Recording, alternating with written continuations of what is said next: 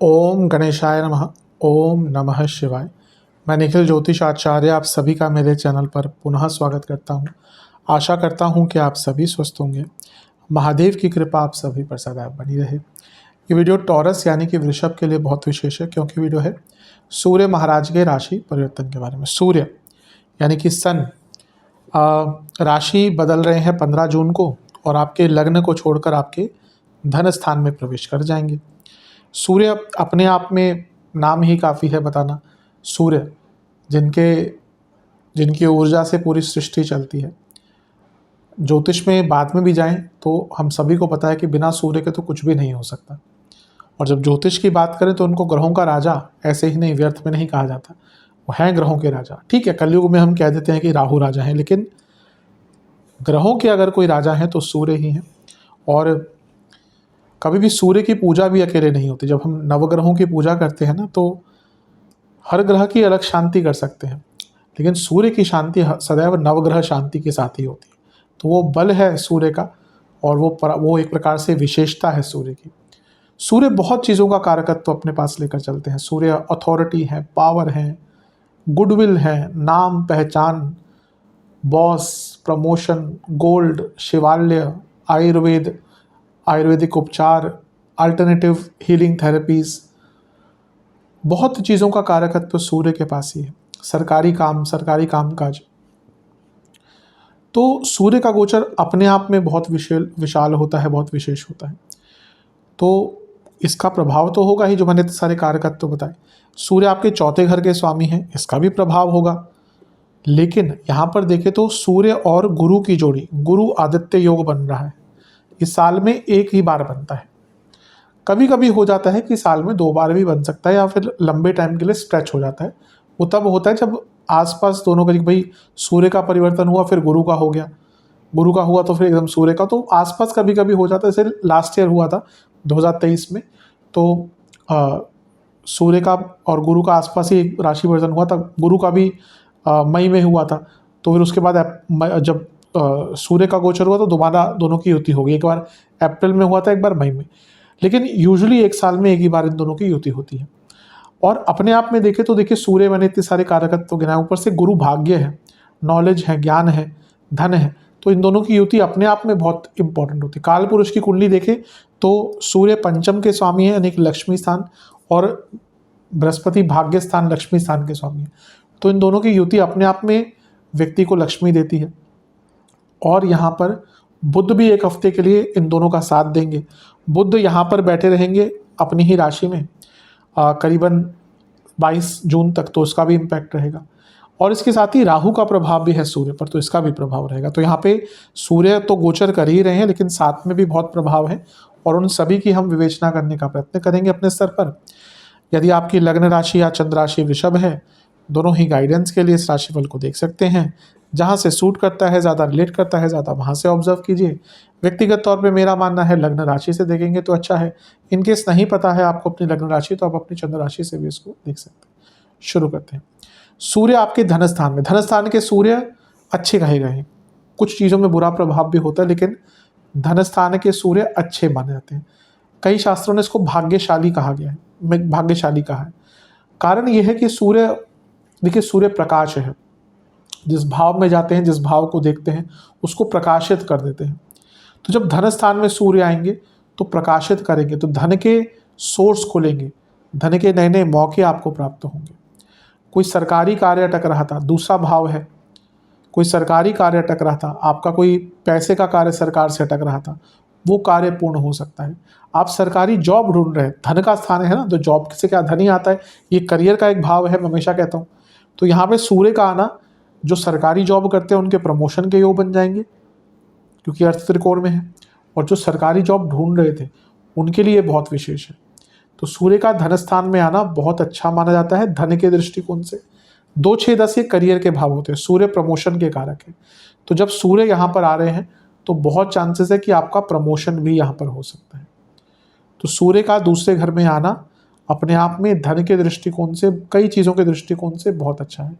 दूसरे घर के सूर्य की वाणी बहुत प्रभावशाली होती है। आप देखेंगे आपकी वाणी में एक प्रभाव रहेगा, आपकी बात लोग सुनेंगे, अगर वाणी से ही संबंधित काम करते हैं तो और भी लाभ प्राप्त होगा, तो ये भी बहुत अच्छा है। तो सूर्य का धन स्थान में आना बहुत अच्छा एक योग दिखाता है। धन स्थान के सूर्य सेविंग्स का मौका भी देते हैं। आप देखेंगे आपको सेविंग्स करने का अवसर मिलेगा, अच्छी जगह पे पैसा लगाने का मौका मिलेगा, तो ये भी एक विशेषता है। सूर्य के स्वामित्व की बात कर लेते हैं। सूर्य चौथे घर के स्वामी हैं। चौथे घर के स्वामी धन स्थान में, ये क्या बता रहा है कि घर में पैसा आएगा, घर में भौतिक खुशियाँ आएंगी, घर में भौतिक संपन्नता आएगी। हो सकता है आप अपने घर के लिए कोई बहुत महंगी वस्तु खरीदें, आपके पास तो धन आता हुआ दिख ही रहा है, आपके घर के लोग भी जो लोग और काम करते हैं, आपके पति हैं, पत्नी है, बच्चे हैं, घर के और लोग हैं, उनकी भी धन की वृद्धि हो सकती है। और कोई प्रॉपर्टी का काम सरकारी अटक रहा था तो उसको भी थोड़ा सा जान पहचान करा के सॉल्व किया जा सकता है। तो चौथे घर के स्वामी का धन स्थान में आना अपने आप में बहुत विशेष है। अपने से 11वें घर में बैठे हैं, यानी कि प्रॉपर्टी लेने का योग है। और चौथे भाव के स्वामी 11वें घर में अपने से और लग्न से धन स्थान में, प्रॉपर्टी से धन का लाभ।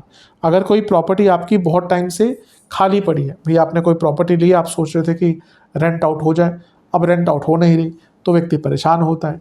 तो यहाँ पे अगर आप अपनी कोई प्रॉपर्टी रेंट आउट करना चाहते हैं स्पेशली, तो उसका भी योग यहाँ पर बहुत अच्छा बन जाता है। तो सूर्य का धन स्थान में आना और सूर्य का चौथे भाव का स्वामित्व होकर धन स्थान में आना, ये सारी चीज़ें अंकित अच्छी कर रहा है। थोड़ी सी नेगेटिव चीज़ों की बात भी कर लेते हैं, फिर हम युति आदि पर चलेंगे, दृष्टि आदि पर चलेंगे। नेगेटिव ये होता है दूसरे घर के सूर्य के ना अपनों से ही बैर हो जाता है। आपकी प्रभावशाली वाणी रहेगी, ठीक है, लेकिन अपनों से बैर रहेगा। आप देखेंगे छोटी छोटी बातों पर घर में कहा सुनी होती रहेगी, ईगो क्लैशेस बहुत होंगे, आप कुछ बोलेंगे लोगों को बुरा लग जाएगा। स्पेशली पर्सनल लाइफ पे कह रहा हूँ, प्रोफेशनल में नहीं। पर आप देखें ना, आप कुछ मजाक भी करेंगे ना, लोगों को लग जाए मेरी निंदा कर रहा है। होता है कभी कभी, जब हमारा अच्छा टाइम होता है ना, हम कुछ भी मजाक भी बोलते, लोग उसको सह लेते हैं। जब हमारा बुरा टाइम होता है, आप मजाक कर दो किसी से, वो आपके पीछे पड़ जाएगा, कैसे बोल दिया। तो ये वही टाइम है, तो ज़्यादा व्यंग्यात्मक मत होइएगा, इसके कारण थोड़ी प्रॉब्लम हो सकती है। दूसरा भाव अर्थ त्रिकोण है, तो बॉसेस के कारक हैं सूर्य, तो बॉसेस से भी ना थोड़ा सा आराम से बातचीत कीजिएगा। होगा क्या कि आप कुछ ऐसा बोल देंगे कि उनके ईगो को हर्ट हो जाएगा, और अगर बॉस के ईगो की चीज़ें हर्ट हो गई तो फिर आपके लिए ही प्रॉब्लम हो सकती है। तो इस पर भी बहुत ध्यान देने की आवश्यकता है, और वाणी में थोड़ी मधुरता बनाकर चलेंगे तो आपके लिए और भी अच्छा है। अब बात करते हैं उनकी युतियों की। उनकी एक युति बृहस्पति के साथ है और एक युति बुध के साथ है। पहले बृहस्पति के साथ युति की बात करते हैं। जैसा मैंने कहा, काल पुरुष की कुंडली में बृहस्पति और सूर्य दोनों ही लक्ष्मी स्थान के स्वामी हैं, तो इन दोनों की युति साफ बताती है कि लक्ष्मी आएगी, और ये दोनों लक्ष्मी के कारक होकर कालपुरुष की कुंडली के हिसाब से जब धन स्थान में बैठेंगे, आपके पैसे का सोर्स बढ़ के ही रहेगा, इसमें कोई दो राय नहीं है। सेविंग्स का मौका, कोई पुरानी सेविंग्स करके रखी थी उसको, उससे लाभ, कोई पैसा अटक रहा था उससे लाभ, किसी ने पैसा लिया हुआ था, सूर्य है तो थोड़ा सा अथॉरिटी दिखाकर, थोड़ा सा सरकारी लोगों की हेल्प लेकर, पुलिस की हेल्प लेकर अपना पैसा निकलवाना है। बुध भी साथ में बैठे, नोटिस भेजना है कि भाई कोई व्यक्ति आपसे पैसा लिए हुए था, रोज़ बोलता था कि अब दे दूंगा, तब दे दूंगा, अगले हफ्ते दे दूंगा। तो यहाँ पे थोड़ी अथॉरिटी दिखाइए, अपना पैसा है तो उसके लिए करिए थोड़े से एफर्ट्स, दीजिए, एक नोटिस भेजिए उस व्यक्ति को, तो यहाँ पे वो पैसा रिकवरी का मौका भी यहाँ पे प्राप्त हो जाता है। तो ये बुध और गुरु और आदित्य, यानी कि गुरु और सूर्य की जो जोड़ी है बहुत अच्छी है। स्टूडेंट्स के लिए बहुत अच्छी है, क्योंकि पंचम से 10वें में है तो स्टूडेंट्स को जॉब यहाँ पे प्राप्त होगी। सप्तम से अष्टम में है, बिजनेस में कोई बहुत बड़ा काम प्राप्त हो सकता है, कोई सरकारी ही टेंडर आपको मिल गया, तो बिजनेस के लिए भी बहुत अच्छा है। स्वामित्वों की बात कर लेते हैं। सूर्य क्या है, चौथे घर के स्वामी है, प्रॉपर्टी। बृहस्पति क्या है, 11वें घर के स्वामी, लाभ, एसेट्स, धन स्थान, दो चीज़ों को अंकित कर रहे हैं।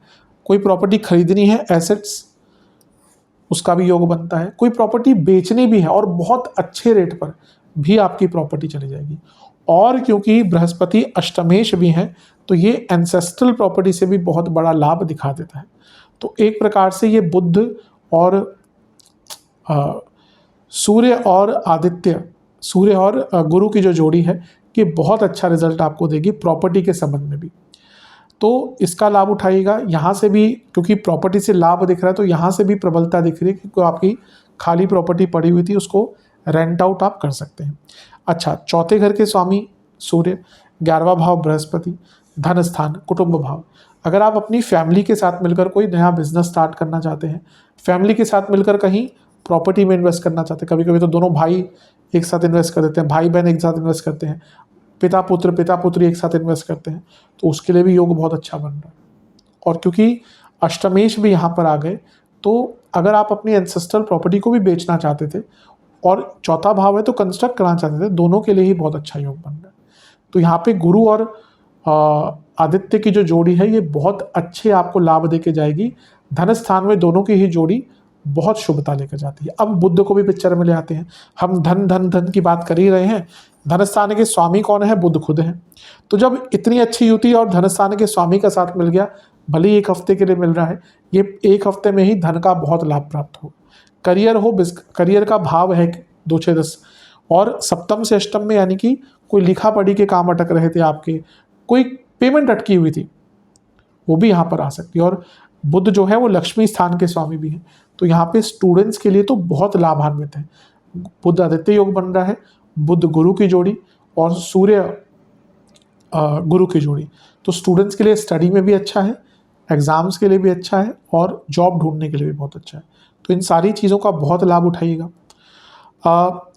3 ग्रह अगर धन स्थान में होते ना, तो आप देखेंगे धन कमाने के नए नए सोर्स, कुछ नई लैंग्वेज सीखने का अवसर और इवन इन्वेस्टमेंट की बहुत अपॉर्चुनिटीज आपके लिए खुल जाती है। Short term investment, long term investment, हर चीज़ के लिए अच्छा। लेकिन जैसे मैंने कहा था, अपनों से बैर होगा, तो यहाँ पे जो ज़्यादा आपको तंग लोग करेंगे ना, वो आपके अपने ही होंगे, उन्हीं से बहुत कहा सुनी होगा। जब हमारी अपनों से कहा सुनी होती है ना, फिर वो बात मन पर बहुत चुभती है।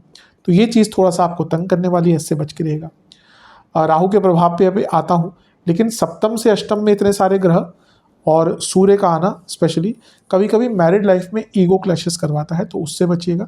लेकिन बिजनेस के लिए फिर भी कहूँगा बहुत अच्छा है। अब ये राहु का प्रभाव सूर्य पर क्या इम्पैक्ट लेके जाएगा?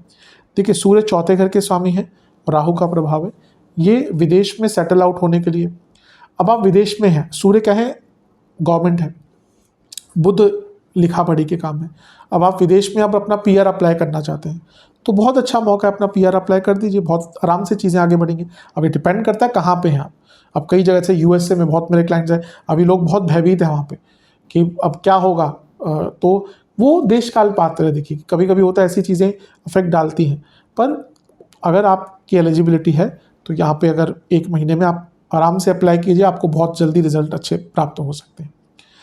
प्रॉब्लम एक बहुत संभल कर रहेगा कि जब सूर्य शनि दूसरे घर से प्रभाव रखते हैं ना, तो राजदंड मिलता है। और अब राहु का प्रभाव, अब इसमें क्या हो सकता है? कोई सरकारी नोटिस आ सकता है, बिजनेस करते हैं या अदरवाइज कोई सरकारी नोटिस आ गया, कोई आपका पुराना लीगल केस चल रहा था जो आपको लगा अब तो खत्म हो गया, रफा दफा हो गया। यहाँ पे क्या हो सकता है ना, कोई बहुत पुराना केस, कभी कभी होता है कि कोई अब सरकारी प्रक्रिया है, कोई आपका केस चल रहा था, कुछ ज़्यादा हुआ नहीं, आपको लगा खत्म हो गया। सरकारी केस कभी खत्म नहीं होते, हो सकता है कि बहुत टाइम बाद एक नोटिस आपको आ जाए और किसी स्कैम में फंस सकते हैं, तो बहुत केयरफुल रहेगा। और सबसे बड़ी बात, यहाँ पे कभी कभी क्या होता है, गलती आपकी नहीं होगी लेकिन आपका इन्वॉल्वमेंट हो गया। भाई कुछ हुआ, कुछ बुरा हुआ, आप प्रेजेंट थे, आपका कुछ इन्वॉल्वमेंट हो गया, तो जब प्रक्रिया चलती है सरकारी तो सबको नोटिस जाते हैं। तो थोड़ा सा सरकारी चीज़ों से बच के रहिए, सरकारी बाधाओं से बच के रहिए, अदरवाइज़ यहाँ पे थोड़ी सी प्रॉब्लम्स आ सकती हैं। लेकिन मोटे मोटे तौर पर देखा जाए अच्छा है, धन अवश्य आएगा। बस जैसा मैंने कहा ना, अपनी वाणी पर थोड़ा सा कंट्रोल, स्पेशली पर्सनल लाइफ में। अदरवाइज अच्छा है, खर्चों पे भी थोड़ा सा नियंत्रण कर लेंगे तो अच्छा ही रहेगा। अच्छा, इन सारे ग्रहों की अष्टम पर दृष्टि भी है और बृहस्पति सूर्य, ये ज्ञान है, कुछ साधनाएं करनी है, कुछ साधनाएं सीखनी है, ऑकल्ट के बारे में, अपने जीवन के बारे में आत्ममंथन करना है, एनालाइज करना है, बुद्ध का प्रभाव है। तो ये ऑकल्ट आदि तो ठीक है, लेकिन अपने पूरे जीवन को एनालाइज करने के लिए भी ये योग बहुत अच्छा बन जाता है। तो इन सब चीज़ों का लाभ उठाइएगा।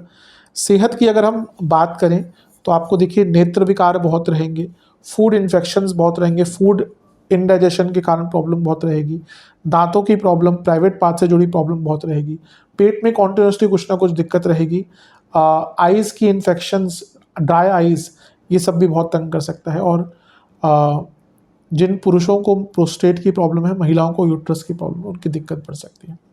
तो इन सब पर ध्यान दीजिएगा। उपाय के स्वरूप में आपको एक पात्र में जल लेना है, उसमें पीली सरसों डालनी है, सूर्य देवता को अर्पण करना है, अर्पण करने के बाद ओम आदित्याय नमः मंत्र का जाप करना है और किसी भी शिव मंदिर में शिव चालीसा के कुछ पुस्तकों का दान करना है। ये उपाय कर लेंगे, अवश्य बहुत लाभ प्राप्त होगा।